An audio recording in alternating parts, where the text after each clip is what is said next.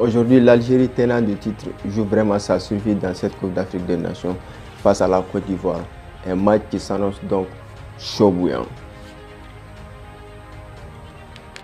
Du côté algérien, je pense que le résultat du match dépendra de la performance proposée par Riyad Mahrez, Brahimi et Islam Slimani. Le problème de cet effectif algérien, ce n'est pas défensif, c'est surtout offensif parce qu'il n'arrive pas du tout. Le résultat n'est pas au rendez-vous offensivement. Imaginez une équipe championne d'Afrique qui n'a pour l'instant marqué aucun but, avec 0 but lors de cette Coupe d'Afrique des Nations, c'est quand même décevant.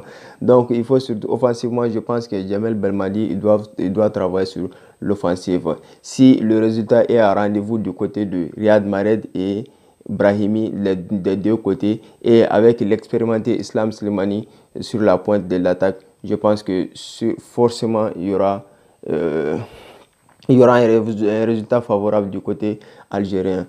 Car l'équipe en face, ce n'est pas n'importe quelle équipe, je vous rappelle, c'est la Côte d'Ivoire. Une équipe qui est vraiment garnie, que ce soit offensivement, soit au milieu de terrain ou soit défensivement. Commençons tout d'abord par l'armada offensive de la Côte d'Ivoire, avec un Wilfried Zaha sur le côté droit et un Nicolas Pepe sur le côté gauche, et dans l'axe avec Sébastien Haller qui est le meilleur buteur de la Ligue des Champions actuellement. Je pense qu'offensivement, la Côte d'Ivoire a de quoi se contenter, et surtout, je pense qu'offensivement, sur le papier, la Côte d'Ivoire a surtout la meilleure attaque de cette CAN, même si le résultat n'est pas pour l'instant. C'est la Cameroun qui a la meilleure attaque statistiquement. Mais je pense que sur le papier, la Côte d'Ivoire a la meilleure effectif de cette Coupe d'Afrique des Nations.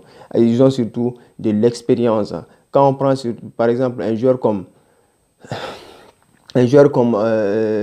Franck Kessié, qui est vraiment un taulier du milieu de terrain de l'AC Milan, et surtout lors de cette Coupe d'Afrique des Nations, avec son expérience, on sent que vraiment au milieu de terrain, c'est super ce que les gars arrivent à nous prouver. Vraiment au milieu de terrain, il n'y a pas de concurrence. La Côte d'Ivoire est vraiment au-dessus. Ils ont un milieu de terrain superbe, compatible et surtout avec une coordination extraordinaire avec les attaquants et avec la vitesse et la vivacité de Nicolas Pepe et de Wilfried Zaha. Je pense que la Côte d'Ivoire peut vraiment créer la surprise de cette Coupe d'Afrique des Nations. Est-ce qu'on peut qualifier de cela surprise? Je pense qu'ils sont surtout les favoris de cette Coupe d'Afrique des Nations, à mon avis.